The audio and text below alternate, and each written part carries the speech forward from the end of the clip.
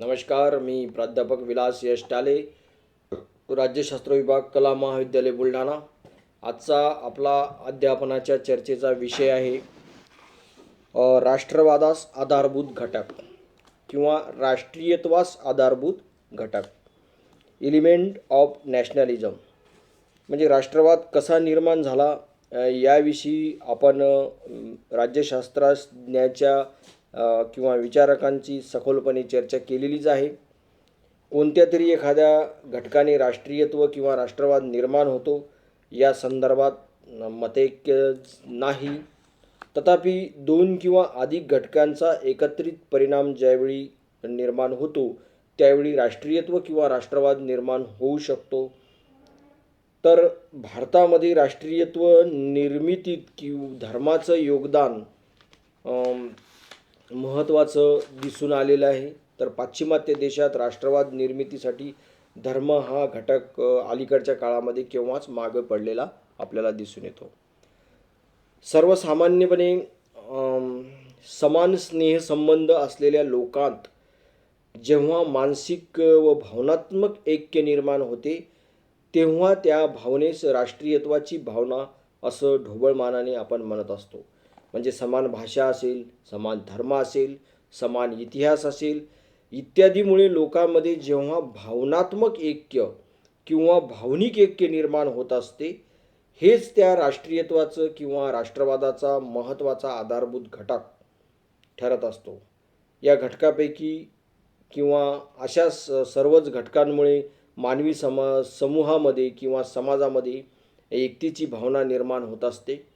या संदर्भात राष्ट्रीयत्वासाठी निर्मित करण्यासाठी किंवा राष्ट्रीयत्व निर्माण होण्यासाठी किंवा राष्ट्रवाद निर्माण होण्यासाठी कोणकोणते घटक कारणीभूत आहेत या घटकांची चर्चा आपण या ठिकाणी करणार आहोत. यामध्ये पहिला घटक आहे भौगोलिक एकता, म्हणजे जॉग्राफिकल युनिटी. म्हणजे नैसर्गिकरित्या एखाद्या भूप्रदेशावर वास्तव करणारे लोक त्या भूप्रदेशाला आपली मातृभूमी मानतात. त्या भूप्रदेशावर राहणारे आपण सर्व लोक एक आहोत अशी भावना त्यांच्या मनामध्ये निर्माण होत असते आणि यातूनच राष्ट्रवाद किंवा राष्ट्रीयत्व निर्माण होते. तथापि याला अपवाद म्हणजे कोणताही भूप्रदेश नसताना सुद्धा ज्यू लोकांमध्ये जगामध्ये क्रमांक 1 ची प्रखर राष्ट्रीयत्वाची भावना निर्माण झाली. आणि याची दुसऱ्या बाजूचा जर विचार केला तर या लोकांना बरीच वर्ष म्हणजे अनेक वर्ष स्वतःची मातृभूमी सुद्धा नव्हती. पॅलेस्टाईन ही भूमी आपली मातृभूमी होईल, ती ज्यू राष्ट्रवादाची ताकद किंवा शक्ती होईल असं त्यांना फक्त वाटत होतं. जर्मनी व फ्रान्स या दोन राष्ट्रांमध्ये कृत्रिम सीमारेषा निश्चित केल्या गेल्या तरी ही त्यांच्यात राष्ट्रवादाचा विकास आपल्याला झालेला पाहायला मिळतो. राष्ट्रीयत्वाच्या निर्मितीत स्वतःची मातृभूमी असणं महत्त्वाचं आहे. त्याशिवाय राष्ट्रीयवादाची किंवा राष्ट्रीयत्वाची भावना विकसित होणे अशक्य असते. एखाद्या प्रदेशाचा भूगोल व वातावरणाचा परिणाम तेथील लोकांच्या शरीरयष्टी व चारित्र्यावर होत असतो. त्यांच्यात समान शारीरिक, मानसिक व मानसशास्त्रीय गुण आपोआप विकसित होत असतात. त्यातूनच परस्पर सहकारी व सामंजस्य विकसित होते आणि या सर्व विकसित झालेल्या छोट्या मोठ्या घडामोडीतून राष्ट्रवाद आपोआपच विकास पावत असतो. म्हणून एकेकाळी एखाद्या गावात किंवा आदिम समूहात जी एकत्वाची भावना स्थानिक पातळीवर दिसून येत असे तिचंच रूपांतर भविष्यामध्ये हळूहळू राष्ट्रीय पातळीवर झालं, राष्ट्रवादामध्ये झालेलं आपल्याला पाहावयास मिळते. भारताचा जेव्हा आपण विचार करतो तेव्हा 1947 पर्यंत एका विशिष्ट भौगोलिक भूभागाचा विचार आमच्या समोर असतो. देश म्हणून भूभागाशी स्वातंत्र्यानंतर सुद्धा आम्ही जुळलो. त्याला अखंड हिंदुस्थान म्हणून आपण संबोधलं. आज भारत म्हटले गेलेलं आहे.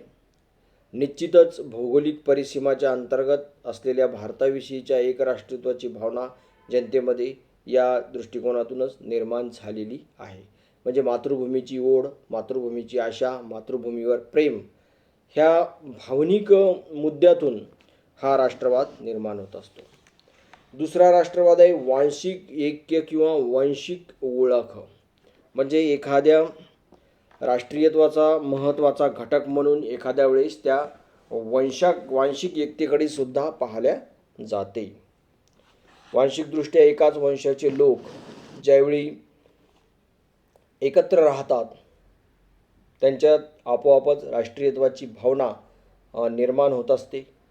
वांशिक एकता हा राष्ट्रीय एकतेचा घटक म्हणून काही लेखकांनी त्याला पुरस्कृत घटक म्हणून संबोधलेलं आहे. झिमरनने वांशिक एकतेस राष्ट्रवादाचा घटक म्हणून अग्रक्रम दिला, तर ब्राईस या विचारवंतांनी राष्ट्रवादाची मानसिक भावना निर्माण होण्यात जे अनेक घटक कारणीभूत आहेत त्यापैकी वांशिक घटक हा एक महत्त्वाचा घटक किंवा एक साधारण घटक म्हणून त्याच्याकडे पाहिलेला आहे. मॅझिनी यांनी वंश हा राष्ट्रीयत्वाचा आवश्यक घटक नाही असं स्पष्टपणे नमूद केलं, तर जे.एच. रोज यांनी वंश हा राष्ट्रीयत्वाचा एक विकृत प्रकार म्हणून त्याला संबोधलेला आहे.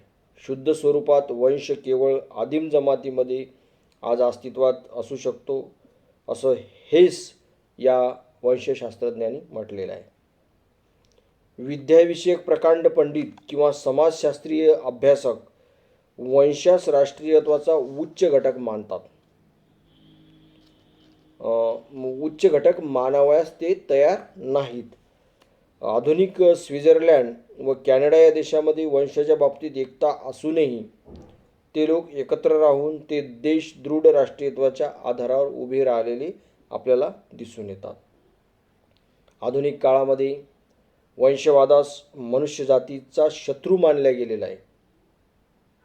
वंशश्रेष्ठत्वाचा जो सिद्धांत आहे, जो E.M. बर्न यांनी मांडलेला आहे, त्यानुसार विजेत्याच्या वंशश्रेष्ठत्वाचा हक्क मान्य करण्यात येऊन त्याचा पराजितांवर राज्य करण्याचा अधिकार मान्य केलेला आहे. म्हणजे या सिद्धांतामध्ये विजेत्या वंशाने पराजित वंशावर राज्य करावं हा त्याचा अधिकार आहे असं या मानलेलं आहे. फ्रेंच विचारक डी गोबिनौ याने आर्याच्या वंशश्रेष्ठत्वास मान्य केलं. आर्य वंशामध्ये त्याने ग्रीक, रोमन, पर्शियन यांना समाविष्ट केलेलं आहे. तर H.S. चेंबरलेन या ब्रिटिश विचारकांनी गोबिनौचा वंशश्रेष्ठत्वाचा सिद्धांत उचलला. त्याने पर्शियन व भारतीयांना आर्य वंशातून वगळले. या विचारातूनच नाझीवादाचा उदय झाला. हिटलर स्वतःस व जर्मन लोकांना श्रेष्ठ वंशाचं समजत असे आणि याच वंशाच्या लोकांना राज्यकर्ता बनविण्याचा अधिकार आहे असा त्याने पुरस्कार केला आणि संपूर्ण जगाला धुळीस मिळवलं. आधुनिक राजकारणामध्ये वांशिक एकतेचं महत्त्व अलीकडच्या काळामध्ये कमी झालेलं आपल्याला दिसून येईल. आज जगातील कोणताही समुदाय हा एका वंशाचा आहे असं म्हणता येत नाही, कारण यामध्ये अनेक वंशांचा संकर किंवा संक्रमण झालेलं आपल्याला पाहायलाच मिळते. वंशवादातील अपुरेपणा मानववंशशास्त्रज्ञांनी कथन केला. मानव वंशाच्या प्राथमिक अवस्थेत समाज व जमाती वंशानेच एकत्र बांधलेलं पाहायला मिळते. तिसरा जो घटक आहे तो म्हणजे सांस्कृतिक एकता किंवा समान संस्कृती, कॉमन कल्चर. म्हणजे राष्ट्रवाद ही एक सांस्कृतिक संकल्पना सुद्धा आहे. निरनिराळ्या दृष्टिकोनातून विचार व कल्पना जर केल्या तर हे जे निरनिराळे विचार आहेत किंवा ह्या ज्या निरनिराळ्या कल्पना आहेत ह्या समान संस्कृतीचे घटक असतात.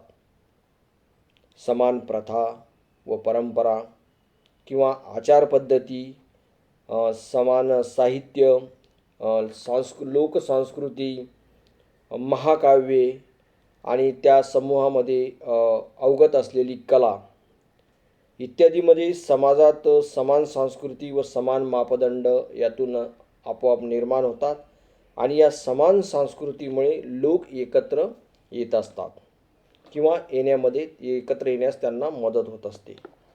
राष्ट्रीय शिक्षणामुळे लोकांमध्ये एखाद्या प्रश्नाकडे पाहण्याचा सारखा दृष्टिकोन या सांस्कृतिक एकतेतून निर्माण होत असतो किंवा विकसित होत असतो.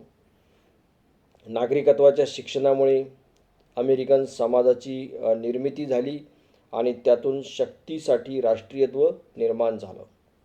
अमेरिकेमध्ये विविध वांशिक समूहांना राष्ट्रीय शिक्षणाच्या माध्यमाने एकत्रित करण्यात आलं. त्यामुळे स्वतंत्र अमेरिकन राष्ट्रीयत्व किंवा राष्ट्रवाद तयार झालेला आपल्याला पाहायला मिळतो. तथापि या राष्ट्रीय शिक्षणाचा चुकीचा वापर झाला तर राष्ट्र लयात जाऊ शकते. राष्ट्रामध्ये बऱ्याच प्रकारच्या उलथापालथसुद्धा होऊ शकतात. याचं उत्तम उदाहरण म्हणजे नाझी जर्मनी हे होय. म्हणून तिसरा जो घटक आहे तो सांस्कृतिक एकता किंवा समान संस्कृती हा सुद्धा राष्ट्रवाद निर्माण करण्यास महत्त्वाचा घटक आहे. चौथा घटक म्हणजे धार्मिक एकता म्हणजे युनिटी ऑफ रिलिजन्स. राष्ट्रीयत्वाचा इतिहास जर पाहिला तर आपल्या लक्षात येते की राष्ट्रीयत्वाच्या निर्मितीमध्ये किंवा राष्ट्रवादाच्या निर्मितीमध्ये धर्माचं फार मोठं योगदान राहिलेलं आहे. प्राथमिक अवस्थेतील समाजात धर्माच्या साहाय्यानेच एकत्रित बांधता आलेलं हे इतिहासावरून स्पष्ट होते. सुरुवातीचे जीवन धार्मिक प्रथा व परंपरा यांच्या आधारावर चालत होतं. ज्यू लोकांमध्ये धर्म हा त्यांच्या राष्ट्रीय जीवनाचा मुख्य आधार होता. जपानी व आयरिश लोकांमध्ये सुद्धा धर्म महत्त्वाचा होता. भारतीय उपखंडात धर्माच्या आधारावर द्विराष्ट्रवादाचा सिद्धांत मांडून पाकिस्तानची निर्मिती झालेली आपल्याला पाहावयास मिळते. परंतु आधुनिक काळामध्ये मात्र धर्म हा राष्ट्रीयत्वाचा आधार राहिलेला नाही. धर्माच्या आधारावर ज्या पद्धतीतून पाकिस्तानची निर्मिती झाली तो पाकिस्तान अल्पावधीतच नष्ट झालेला आपल्याला पाहावयास मिळतो. आणि अजूनही राष्ट्रत्वातली धार्मिक आधार कमी झालेला नाही. मात्र बहुतांश ठिकाणी त्याची जी तीव्रता आहे ती तीव्रता मात्र हळूहळू कमी होताना दिसून येत आहे. अनेक प्रगतशील देशामध्ये धर्म ही नागरिकांची वैयक्तिक बाब म्हणून सर्वमान्य झालेली आपल्याला पाहायला मिळते.